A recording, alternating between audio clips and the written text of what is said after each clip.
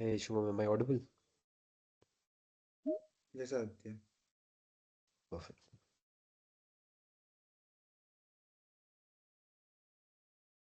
Just a sec. Let's see, let's wait for a few more minutes, then we can start. Meanwhile, I'm attaching a doc link, which we usually use for our meetings, so anyone from the meeting can also see that. Yes. Where is it?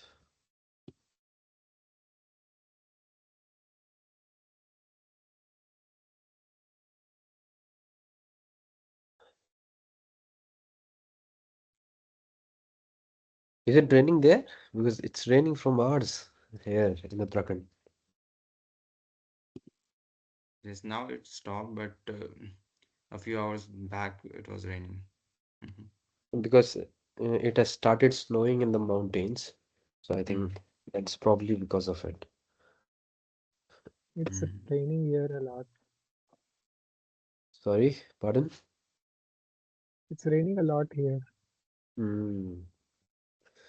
It is, in fact. And by the way, I've changed the Wi-Fi, so now it's good. Mm.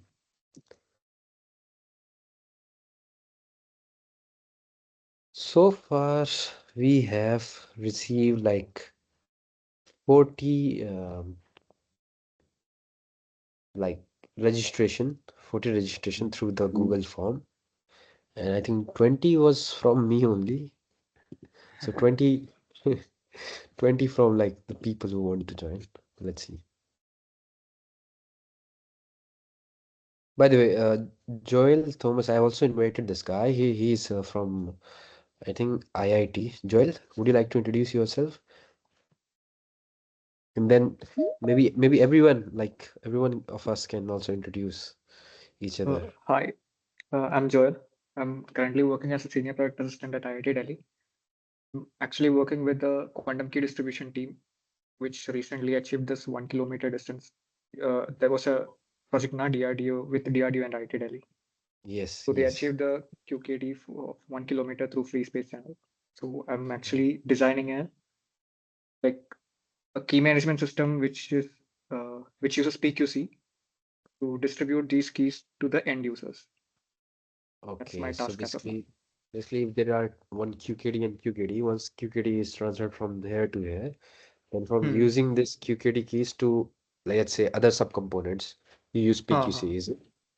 Yes. Yeah. Because similar ideas, we have also worked in on this similar idea before. It makes sense. Yeah, and I am Aditya. I work in PQCA, Post Quantum Cryptography Alliance, OpenSSL and PQ Station. So basically, I do the post quantum security architecting, engineering, and all those stuff. And then we have Shubham, Shankar, and Satyam, all from NgKore team. Guys, would you like to introduce yourself? Yeah, sure. Hey everyone. So this is Shubham. I'm I have background in telecom and PQC. So initially I started with the telecom and focused mainly in the O-RAN side, but now currently I'm focusing a little more on the PQC side and currently I'm working on a C-bomb. This is something of my own project kind of thing. So yeah, happy to see you all. Thanks. Satyam or Shankar, anyone?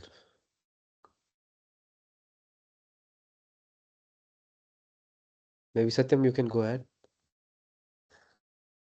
Hello guys, I'm Satyam and currently I'm a student at University of Delhi and I'm in my last year and I'm working on a project known as eBPF Cipher Trace currently.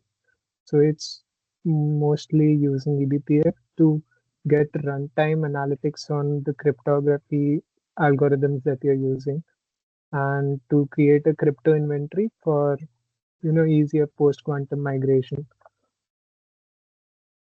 So Yeah, yeah, excited to learn in these meetings and Yeah, build it. that's in fact one of the agenda of this meeting. So we'll cover that point. Thanks.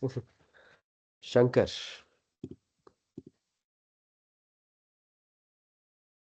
are you there? Are you available? I think I think he's gone somewhere. And we do know Chaitanya. She has given her introduction before. But Chaitanya, would it be possible to give a brief introduction to the remaining audience? I think they are Sorry, someone I'm who are traveling. very new. Yeah, Is sure. there Go ahead. really? I can hear you. Okay, so I think there's some mic issue. So Chaitanya is working as a researcher, as far as I know, and she's, if I'm correct, please correct me if I'm wrong, Chaitanya. Okay, so anyways, so she has mathematics background, and she's curious to learn more on about PQC. So I sent her an introduction, so he's here. Thank you. And in fact, this is the first quantum security working group meeting, so I'm very happy for you guys and for myself to start this working group meeting. Now, recording is on, so let me start by sharing my screen. And this I will do by some settings. Give me 1 second, guys.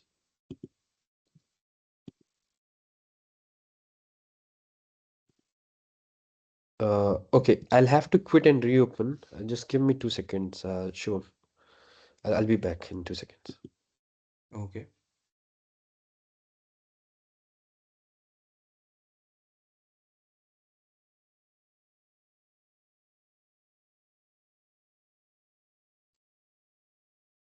Aditya, hello. Uh, Thomas, he left for a while. He will be Okay, back in. Shubham, Yeah. I'll ask you this. I have doubt regarding a key management system that I'm developing. Sorry. In what term? Sorry. Key management system. I said now I'm developing key management system for the QKD service. Yeah, yeah. Okay, so what I wanted to ask was, do I need to learn software-defined networking for that I to guess develop any Aditya kind will of key answer management? this much better. Aditya, Okay, there's a question from Thomas. For Would you like to yeah, so answer? key management system, do you need to learn software defining network, is it? yeah. Well, it depends. If your key management system is completely host based, if it is directly coming from a server, and then your KMS is also a server, and then simply you have to distribute between the network. If it's simply host based, I don't think you have to learn about SDN. But let's say if you want to virtualize your KMS system, you want to make it cloud native, or you want to make it Docker based, Kubernetes based, then of course, in that case, you need to like study and learn a bit of SDN, software defined network. Not a complex one. I think it's easier. There are like CNI, there are some tools that already perform the networking capabilities. But in order to use those tools, you'll have to have a little bit idea of SDN. But if it's host based, like normal way how others application run at the starting, then I don't think so. A normal computer networking would be sufficient enough.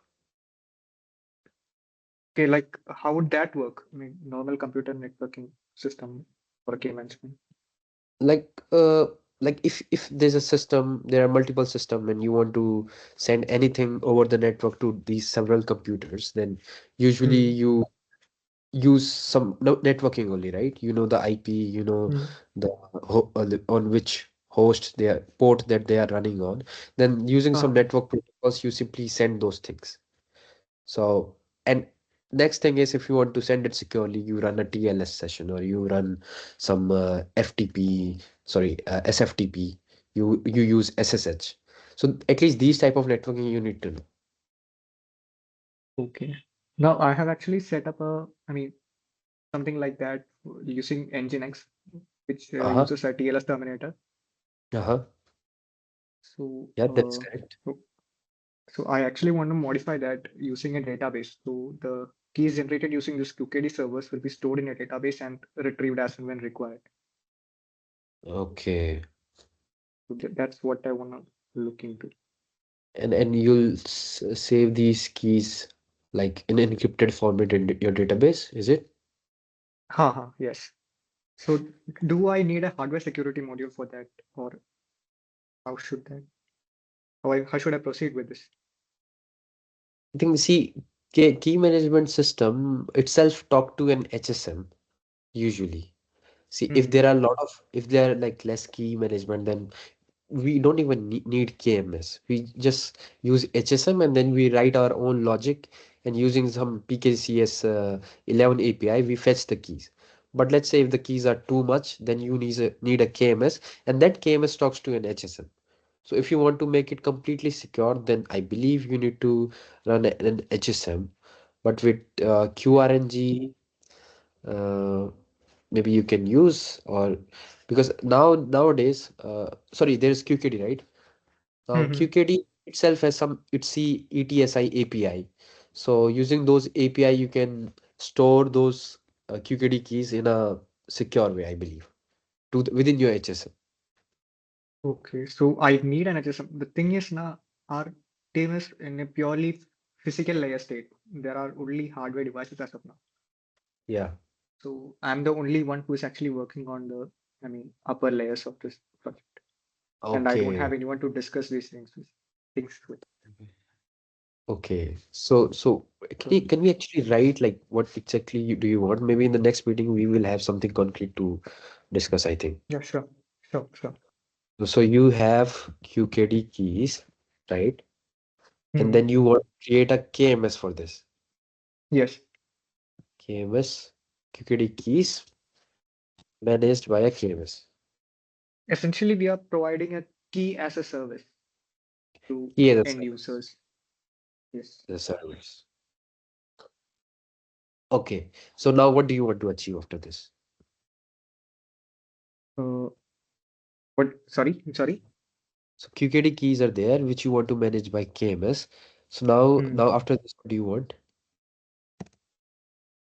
Uh, so you're asking me what I'm planning to achieve using those keys, you know? No, no, no. Now you said right whether I want to make this key, I want to store these keys securely somewhere, is it? Hmm. Okay. After Uh, that, we can retrieve it as and when required. That's the okay. system I was told to design by my professor. Okay. I'm not sure what he's planning to do after that. I think because there are some QKD APIs some people use, and then Hmm. when they make request, now at the moment they want to generate the QKD keys and get it, right? So I understand Hmm. QKD key service. Okay. So now is HSM required for this? Right. And then another question was SDN. So yeah. So by next meeting I'll bring something concrete to discuss further, right? Will that work? Okay. Sure. Okay. That's absolutely fine. Cool. Cool. Cool. Interesting. Yeah. Yeah, because this is some similar to what we are doing in some of our engagement. Okay. Yeah.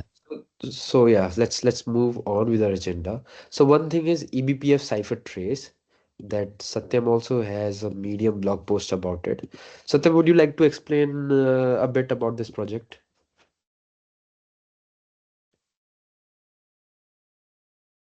Is he here? Yeah. Yeah, So Satyam, go on. basically, what the aim over here is, so in current SaaS tools, when we try to analyze cryptographic algorithms we use in our applications, there are some fallback mechanisms in our SDKs that force us to use some algorithms that might not be post-quantum safe, and we are not aware about those kinds of algorithms. So the main one of the goals of eBPF cipher trace is to let you analyze during the runtime period what negotiation is being done between the server and the client, and based on that negotiation, what algorithm had been decided.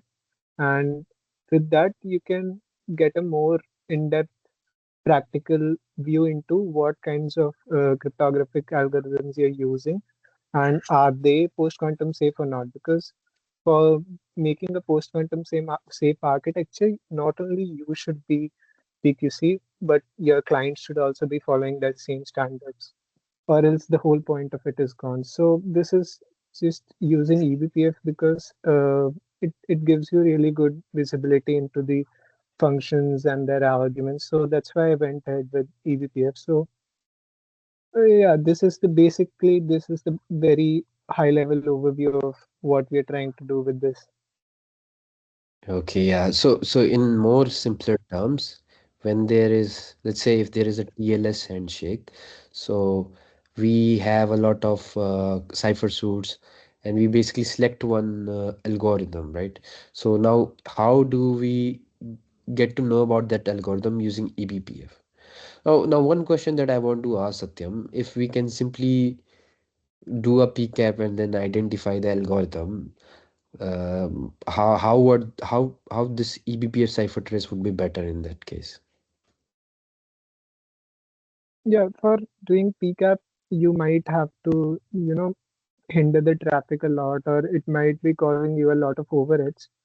Whereas when you're probing into the U probes or K probes, that might give you a bit more less overhead. And yeah, this is one of the points of it. Okay, so let's Overhead could be one thing. Yeah, TCP down. Okay, so this is basically doing like a tracing of your this is like tracing of your TLS handshakes or tracing of your source code.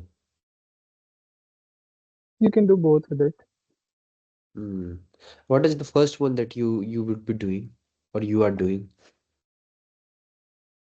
This source code, Source. I'm trying to probe into some libraries that are very famously used, like OpenSSL, CryptoTLS, etc. Forming the library like OpenSSL and TLS. Okay. And where this eBPF cyber trace would be running? Would it be running on your client side or server side or The both? The server server side. side. Yeah, okay, okay, Yeah, okay. because how can you run it at the client side? If your client is a mobile device, it would be difficult, right? Yeah, makes sense. But no, within the within the let's say within a company you have uh two systems which both of them belong to your company within your company. So maybe in that case, if there's a use case that client is also yours, server is also yours, so in that If sense you it have could the be. deployment access, sure, go ahead with it. It's not a problem. Yeah, we have cipher trace. Cool. And do you have like a open source GitHub repository for this? Yeah, but the good code is not there yet. Or Actually, I was working on it, and recently there were some issues where I lost some of my code. so you would be uploading the code, or can we write the GitHub link of that project, or do Yeah, you you want to can do it? just write the GitHub link because whatever code I'll be uploading, it would be over there. Let me share it with you. Yeah, please paste it, or either it's possible to paste it on the comment box or directly on the doc. Please do it. Yeah, Yeah. yeah, just a second. I think so. I would have to sign into my GitHub. So I Or just oh, reinstalled my OS. no worries, no Just worries. Yeah, because and since Satyam was working on the this library probing, I was like um, under the hood. I was discussing with Satyam to let's try to do also in the network traffic analyzer, because what we realize in some of the commercial product, right? Because nowadays in PQC a lot of people are not directly like open to doing the PQC migration, right? Because it will, since it is new for everyone, and it will cause some issue or get some new issues that we don't know about. So a lot of people are starting with the crypto inventory. Now if you don't know, crypto inventory is like the, okay, to know where your cryptography is being used before doing the migration, that is what we call crypto inventory. And you might be hearing this term here and there every guidelines from every of the country. So crypto inventory, they are saying this is the first step.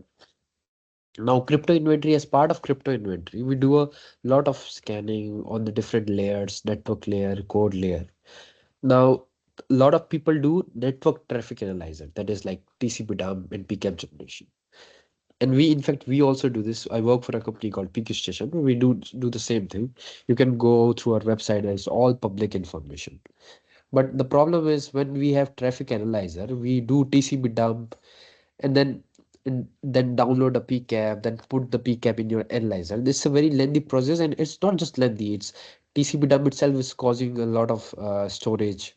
It takes a lot of storage. Sometimes the TCP dump takes uh, hundreds of MB, and sometimes it's even GB. And if you do TCP dump for a very long time, TCP dump is running on your network layer. If you do TCP dump for a very long time, it will take all of storage. Now there are load balancer, there are firewall, there are several systems which don't have that much of space. So if we don't have that much of space, and we also don't know, let's say like in TCP dump, there is not always the TLS packet. TLS packet only comes when there is a TLS handshake. So identifying all these problems and all these problems, how can we solve this issue? If TCP dump is not the right thing, then what else can we do? So I was discussing with Satyam to create a network traffic analyzer that will still use the same eBPF concept. eBPF is like your sandbox that we run on the operating system. How can we use eBPF to do the network traffic analysis? Now we are just in the starting of the discussion, but we have thought like, okay, we can, we can uh, do like TLS uh, scanning through eBPF.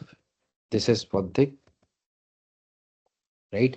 In this, what we can do is we can either track the TCP connection state, because as you know, like when does TLS start?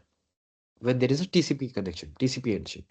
So right when there is TCP connection, there is always a TLS handshake. If you are doing the security, if you're managing the security in the right way, and using TCP, we can actually trace your TCP socket.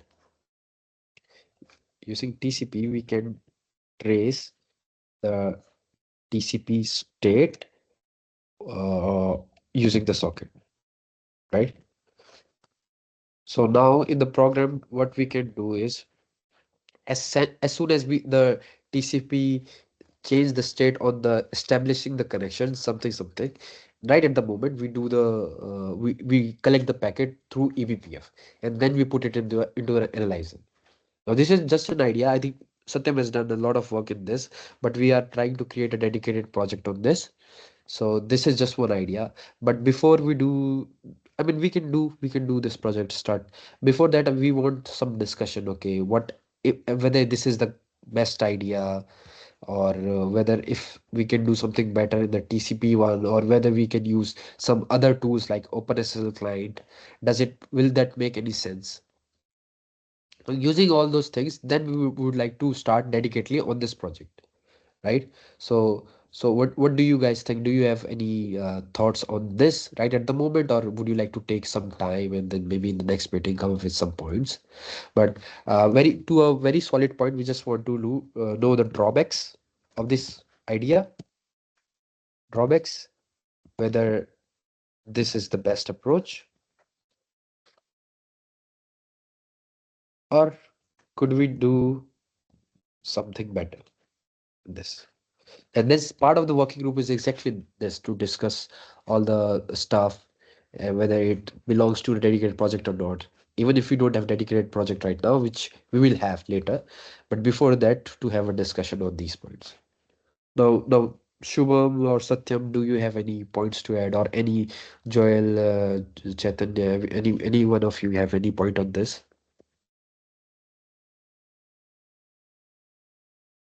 Shubham, did you like this idea? I like the idea. I didn't explore this much, so I can't Uh-huh. say right now, but yeah, I will give it a research and get back to you.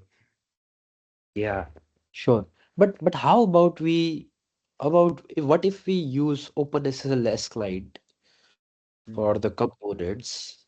But with OpenSSL client, I think this will only tell about the system for from like in company perspective. If there are several components that uses TLS, Mhm. then we can do OpenSSL client for all these systems to know whether it supports PQC or not. Okay, that is one thing. But what about traffic is coming from like hundreds of devices, and we don't know. We can't do OpenSSL client for these 100 devices. Even if we do, we don't know which algorithm will be selected. So that's one thing, like, Uh, I would right? suggest if this is for me, like I will start with the basic approach, that is with the TCP dump, and try to understand what packets are coming, what TCP connection, what we can extract from it. That's a different scenario where there's a more overhead with the packets and storage. That's the second thing. But once I get the idea of like what are the things we can stack from the package, then we can explore more tools around it. Like one of the tool is as client of OpenSSL that we can use to extract some of the cryptographic informations or something like that. Yeah, that's what I'm saying. But the problem is TCP. Right now, actually, we are also still analyzing the packet only, but using eBPF that we are collecting. With TCP dump, the main issue is same. We don't know at what time does that packet is going to become. Mhm. We can't store all the packets before that. Or maybe we what we can do is can we use any flags with TCP dump? Can we use any flags with TCP dump that will only collect the TLS related packets?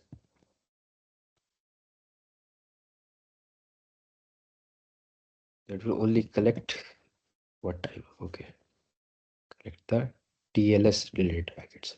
Because if that works, then I mean the tool can be like somehow become better. Like not the best, but it can solve some of the storage related problem. So Uh, maybe we can explore this, mhm. right? Anyone else have any point on this? So maybe then otherwise we'll move to the next point.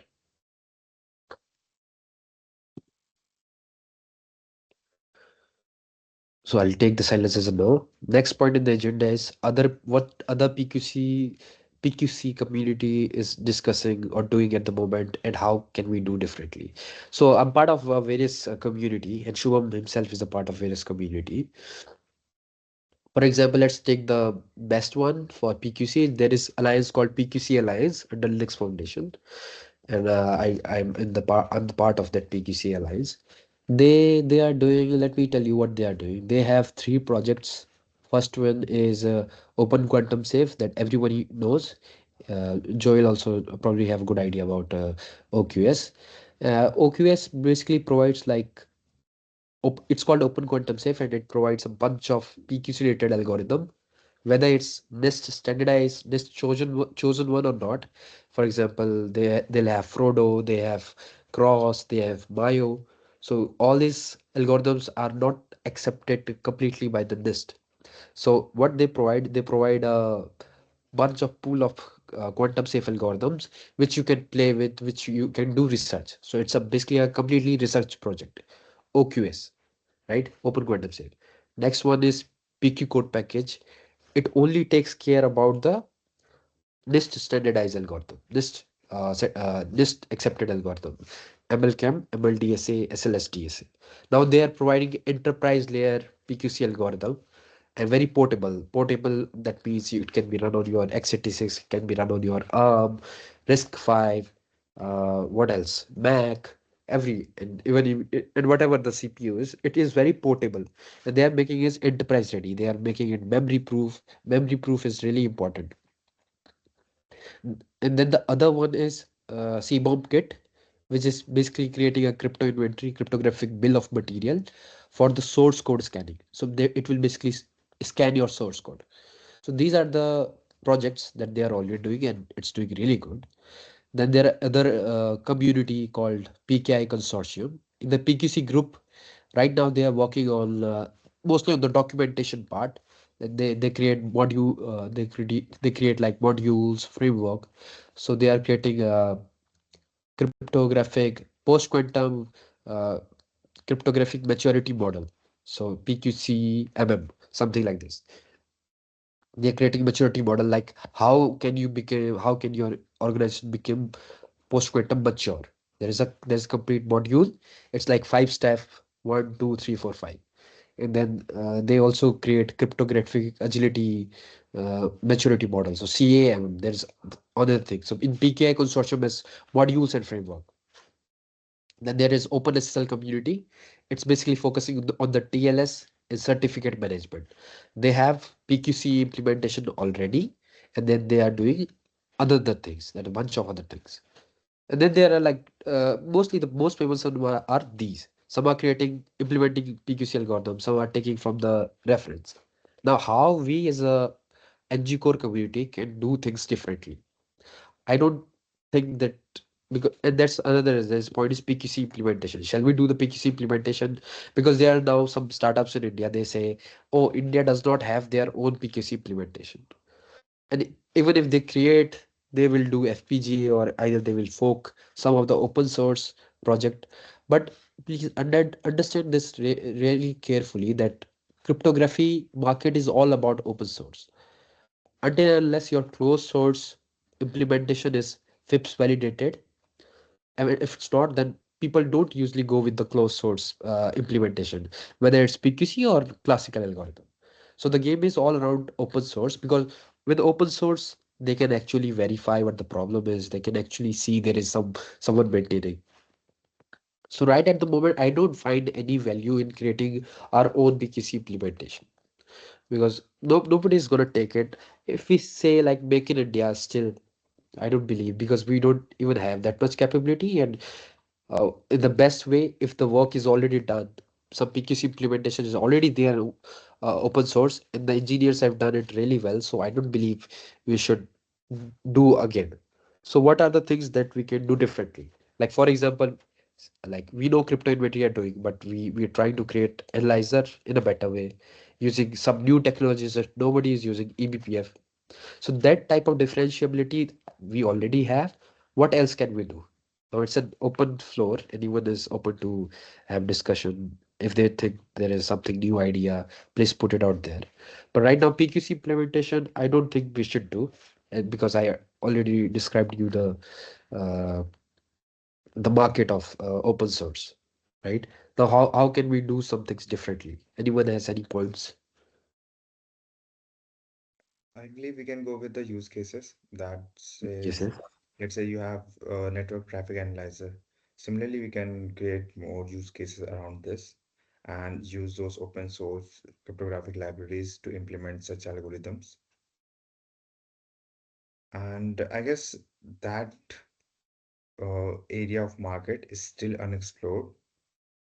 And we can maybe how can say reach out more people so that they can also contribute to that project. Yeah, that makes sense. Yeah. So I think yeah, targeting more use cases is a very valid Mhm. because PQC migration belonging to different domain will have like different approaches. I don't think like a single approach that will work in every use case. So Mhm. that's why targeting more use cases that makes a valid sense, right? And do And we need to? Yeah, go ahead. and this is like a comment, but we can also target to migrate some of the open source solutions, uh, some of the cryptographic assets to the post-quantum uh, alternative so that we can prove, we can showcase that this kind of migration is possible and uh, how we can say, I mean, like, So kind of like migrating your open source, any kind of open source projects from the classical to the post-quantum alternatives. That's one way Okay, yeah. to start But discussion on PQC. yeah, but I also believe like for example, no, now this could be wrong or this could be right. Let's say a lot of time people tried to migrate, let's say something Mm, called Nginx or Istio and some other components, and then with the further releases, that project itself bring the PQC implementation by their own. mm. So does that make our work will be wasted, or what value does it bring? Is it good or is it bad? If they do not have an implementation yet, then we can do it. If they are something already working on, so we can move to another project, I believe. This is something for a prototype, not to complete implementation, like you have migrated all the cryptography assets to the post-quantum alternatives. This is something that you can provide prototypes, example use cases to the community. Yeah. And one thing I wanted to touch was what about documentation, models or frameworks? Because a lot of working group like Cloud Security Alliance is there. That is a Mm, quantum security working group is there. Now they don't do like implementation. What they do is create a new documentation, like how mm. quantum security can be done in the cloud infrastructure. So they create like a framework for them. Do we need to take some motivation from them and create a frameworks like this? Definitely. Definitely. We can do this side by side, yeah. Mm, But also, we don't have much resources. Like, we don't have many people in the working group meeting. So I think a lot of things should be actually go under development. Utilization should go under development. Rest else, if we have time, we can like side by side take care of these documentation frameworks also. Does it make sense? mm. Okay, thanks. And I'm doing for Can PQC I ask you implementation. something? Yeah, go on. Uh, why is there uh, no certificate authority that uses PQC algorithms like MLDS or something? Well, there is a CA certificate authority called there is a project called EGBCA. They already have ML capable DSA and SLS DSA. So we can use those. Are they providing that for free? Is it open source or how is that? Yeah, How does that work? EGBCA. Yeah, EGBCA in fact is open source, and I've like personally tested it, and it runs very well. Also, Joel, the problem with the certificate was like right now there was no standards for the certificates for the post Hmm. quantum. There were RFC, but they were like under development. Not a single final draft was there. But recently, this last year, 2025, around Hmm. the PKI conference, it was October 28, November time. In fact, the RFC was finalized for the certificates. So now we can use PQC digital certificates. And and this became even better for the project like EGBCA. I'll just type it down for your reference, Okay. EGBCA. Okay. Yeah, Okay. this is from Key Factor. So it has post quantum CA. Yes. And then And they provide OpenSSL both also have a solutions, open CA, but source and yeah, enterprise version both.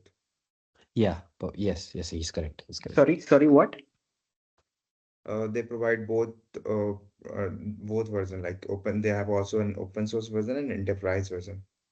So you Oh, Yeah, can okay. try they the provide, EGBC open source, and if you want a enterprise version, so you can contact them for the yeah, it's same. called Nice. Community Edition or Commercial Edition. Hmm. Yeah. Okay. Yeah, so you might give it a try. I have seen some certificate, some startups who are working on post-quantum CA. Maybe they are using either EGBCA or they're using OpenSSL CA, which is very manual, not a dynamic one.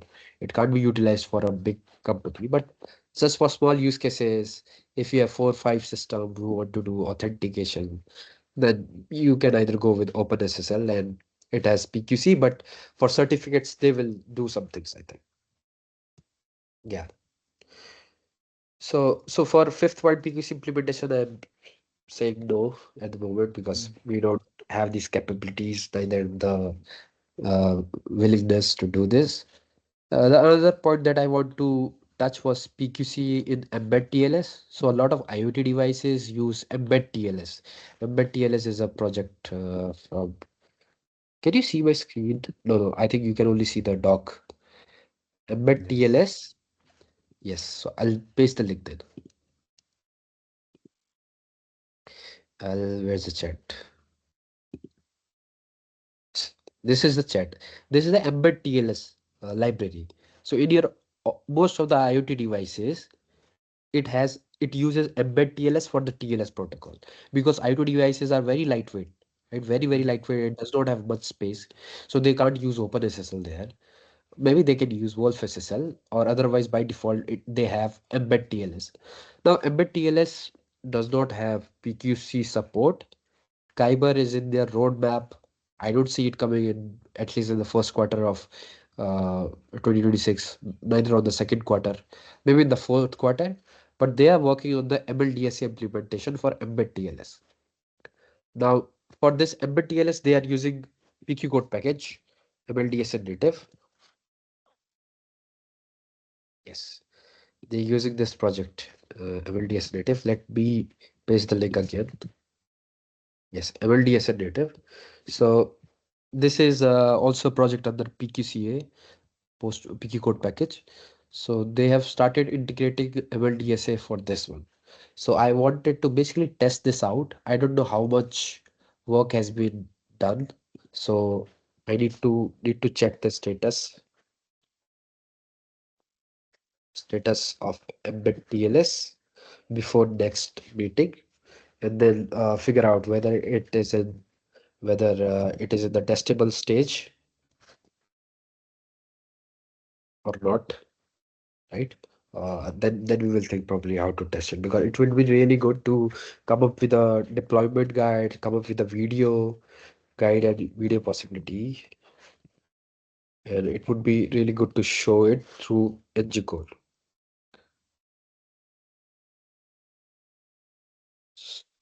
Sorry for the ignorance. Yes, yeah, that's pretty much it from my side for IoT device and materials. Yeah. So for next meeting, maybe we will have some source code of EVPF ciphertext that we can see. Then we'll have to answer these questions before the next meeting. We'll try to research more, explore more, find more drawbacks if it is have any, and if it does not have, it looks like a good fit, then we can directly start with this project, network traffic analyzer using eBPF. By the time while Satyam is working on the tracing of library like OpenSSL, CryptoTLS, right? And then we'll try to work on these points because this is the differentiating factor, and try to come up with more ideas, like more solid ideas. This would be another action item, more solid ideas, right? This is one thing PG implementation we have done now. And if there is something on the mathematical level that Chaitanya can contribute, or if she has any idea, then we would be happy to know it and start working on it as well. If you have any ideas, otherwise we can always brainstorm and try to come up with some ideas. Sure, I can share via email all the ideas. Okay, yeah, sure, sure. So, Chaitanya, if I'll share the link of this document, it's already there in the chat. Your voice is a bit Yeah, sure. cracking at the moment. That If you have helps. any idea, just put it there, okay? Yeah, sure. And by the next time, I'll also give it a read. All the members, Satyam, Shubham, Joel, is also there. We'll give it a read, and we'll actually try to make it more practical. Start doing the implementation work, okay? So that would be very helpful for us. Yes. Do we have any other? Yeah, a couple of things. Adi, can you open the documentation again? Again, okay. Yes. Yeah. So, before that, Joel, can you do one thing? Like, I still did not understand the problem statement. I'm also completely new in this particular field of area. So, can you write a complete problem statement, what you are actually doing and what is your end goal on this? Like, I understand that you want to uh, secure the keys on the some HSM. I'm not 100% sure on this. So if the problem is still a little bit clear, so we can also start a discussion in the next uh, meeting. Is it possible for you? Uh, do you want it right now? I can share Yeah, it later if you want, but I'm not in a. sure. That would be very helpful if you can share it right now. Yeah, if you can share right now, it would be really good. Actually, I can just say Yes. that what I'm Mhm. doing, but typing, I don't have a keyboard right now. Yeah, or maybe Yes. let's do one thing, Joel. Anytime after Sorry. this meeting, anytime after this meeting, if you any document or if you want to write some problem statement, just write it down and attach the link of this on this document only. Right? You have the access of this document, right? No, I can't. I don't Yeah, have. just go to the chat section and there's the doc link. Please open it. Which section? On the chat section, chat. Actually, I don't have a. Satyam, can you see the chat? Uh, and I'm not sure. Aditya, have you Yes, I can. add this documentation link in the email as well? I guess. Yes, yes. I've added in their meeting Okay, link. then I'll add it from there. Yeah, please write the problem statement. That would be really well for good for us to understand and Mm. to come up with a good idea, like very quickly way. Okay, And then we can have some meaningful discussion in the next meeting. Yes, yes, that makes a lot of sure, sense. sure. Sure. I'll And update it today itself, but right now I have a meeting next Yeah, okay, no, okay, no by issue, no 7 o'clock. worries. no issue, no issue. Yes. So anything Okay. else? And so there's a couple of things. So first of all, I'm also not exactly working, exploring the current implementation of CBOM kit of PQCA, what they Uh, have right now. I understand a little bit of it. I will also provide a documentation on the same. And maybe I can give us minimum implementation of C++ support in the CBOM kit. Currently, they have Python and Java support. I'm working on the Sonar CXS, so to match what are the implementations available in the Java and Python library, and to have a similar kind of implementation on the Sonar C++ library. yeah, So cool. and then explore how we can integrate in the CBOM kit itself. Yeah, And that this would be checking, good. yeah. Sure. Because I'm also the TSC of CBOM kit. So Mhm. any PR that you bring from NgKore side, that would be really good. And to your first point, because I have also looked into the implementation, they try to basically what they do is like I think they try to scan the module of different library like functions, how they are written, and different modules they use, and then they do like they do something around it, right? Only functions and module, is it? I mean, like exactly in the broad terms, what they do, they scan the code and convert your whole file into an AST tree and then Yeah, traverse exactly. through each node and parse your functions, parameters, and based on certain rules, they build on top of your library. Let's say in the Python, they have PYCA, cryptographic library, and in the Java. Uh, I just forgot the name of the library. So in the Uh, Java, there are two libraries, and Python it has one. So In the C++ library, I'm thinking of integrating the OpenSL, not on the broad basis, but a couple of rules so that anyone can trace certain basic functions in their code base. Yeah, that would be super good. And and I think they have a very good documentation on this also, like how it runs. So did Yes, yes. you yeah, yeah, I think you're getting what I'm saying. That is also good. You can anyone can you it would be really nice if you can attach that documentation link here in the meeting or in the Uh, documentation. okay, just give me a minute. Yeah, in the Google Doc, right? Okay. So perfect. And That current implementation is really good. and this is the second task. Uh, to be specific, I'm also working on. I will be currently working on the Jostle and OpenSSL comparison. Sorry, not Jostle. So, what is the name of the another library in Java? Bouncy Bouncy Castle Castle. and Jostle implementation.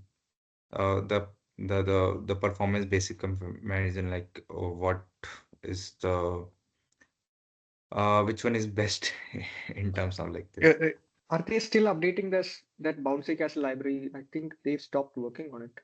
I've heard someone say that a while ago. No, No, no, isn't the I case? don't think No, so. I don't think so. Yeah, exactly. Bouncy Castle, a lot of Java developers use Bouncy Castle, Yeah. so Oh, I okay. don't. And I don't. Bouncy Castle support is one of the libraries they have in the CBOM kit. I got the name right Yeah, now. let me go to the Bouncy Castle repository. Hmm. Oh, maybe because what you might have seen the archive written or that written on the Bouncy Castle one, but yeah, it's getting mirrored from another repository, so that's not archived. It's actually being used, and a lot of people are still contributing to it. So I don't that guy who told you this must be either from future or he's just talking shit. Yeah, sure. I think so. Yeah. Working on just the Yeah. comparison boss special, I'll tag Shubham on this. Sure. Sorry, I'll just let me tag Shubham. Yeah.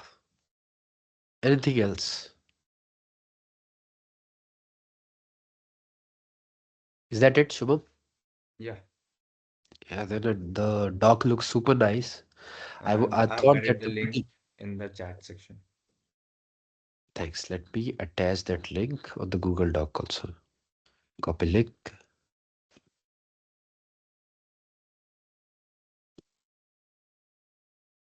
Yes.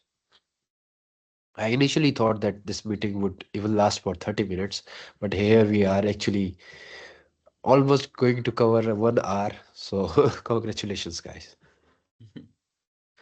Yeah, it was super nice actually. It was super nice. Joel and Chaitanya joined. Otherwise, sometimes we feel only the Shubham, me, Satyam, and Shankar are the ones who are doing all the things. But it's always good to see new faces, new names. So thanks for your presence. I also wanted to ask one more thing. Why Uh-huh. is everyone focused towards this FPGA? Whenever I say to someone I'm working with PQC, they ask me, "Are you working on FPGA?" Why is that? Yeah, because I also asked this thing because I know a lot of commercial people will say that, oh, we are optimizing the PQC algorithm, we are making the PQC algorithm very fast. So I always ask, are you working on FPGA? And they say yes, because there is always one way of uh, making this faster is to implement on FPGA. FPGA makes the processing more faster because FPGA is directly writing on your CPU instruction set, right? So that's why FPGA is faster. Now, the problem is you can't use FPGA in every system. We have like a normal system, we have a normal COTS hardware. We don't have FPGA in this. So for people like these, they don't really care because they're not able to get use FPGA. But then FPGA, it has a several use cases. It's usages in like most of the devices, whether it's your finance devices, in your medical, a lot of medical instruments are built on top of FPGA. So every new product that you bring, they are actually implemented in FPGA first, and then they are commercialized for simple hardware or even ASICs. So that's the thing why a lot of people are working on FPGA, because the speed is faster. You have the instruction set right on your FPGA chip, so it makes faster. So I think that's the reason why a lot of people are asking you about FPGA. And India has a very strong history about FPGA. A lot of cryptographers that I know, they do cryptographic implementation directly on the FPGA, never on the software level. So it's more hardware implementation. It's not a software implementation like PQ code package, OpenSSL. It's a hardware implementation. So hardware implementation are fast, Joel. But even if we need a like a like a protocol level implementation like TLS or IPsec, we cannot use hardware for that. No, if we cannot Yeah, use FPGA. exactly. Exactly. That is correct. Yeah, that's why I say a lot of implementation doesn't work. We have normal code system that has Intel's chip. So how can we use those hardware implementation? Usually what the thing is, Joel, a lot of firewalls, a lot of load balancer, hardware firewalls and hardware load balancers are straight up FPGA devices. And Oh, these load balancer and firewalls needs PQC implementation or any cryptographic algorithms. So in that sense, they adopt FPGA technology because it's all hardware. Firewall and okay, load balancer, for very reason, they still use FPGA. So those approach are utilized there. okay. Thank you. But And now, also want yeah, to but add, yeah, yeah, yeah. Sorry, continue, Aditya. just one more point there. And now we are moving towards software cloud native. So now a lot of load balancers are software based. For example, you can also use Nginx sometimes. Yeah. Otherwise, you use their other projects. So now it's turning about FPGA, not FPGA. They are turning software wise, and then for software we use OpenSSL. We use other implementation. So adaptability is changing towards software now. Thanks. And adding to one example, let's say there's hardware crypto instructions. Let's say Intel has developed its own ASNI. So what it does, Yes. so for the AS operation, there are, I mean, not sure how many instruction sets are there to carry out one AS operation, but they have created dedicated instructions for that. So your number of rounds, AS rounds, it compile it everything into a couple of rounds. So it's like a huge optimization on the hardware level basis. Oh, okay. So Like that 16 rounds will be optimized into something simpler. Like, yeah, Yeah, they provide like earlier it was like not parallel, so now they're like parallel instruction set, something like this. So it has like now a lot of adaptability is there. AES-NI is used in every system. Any Intel chip you bring, it will have AES-NI feature. And then you can do the similar instruction set for NTT. NTT is vastly used in your Kyber. So those type of okay. optimization will also be coming soon.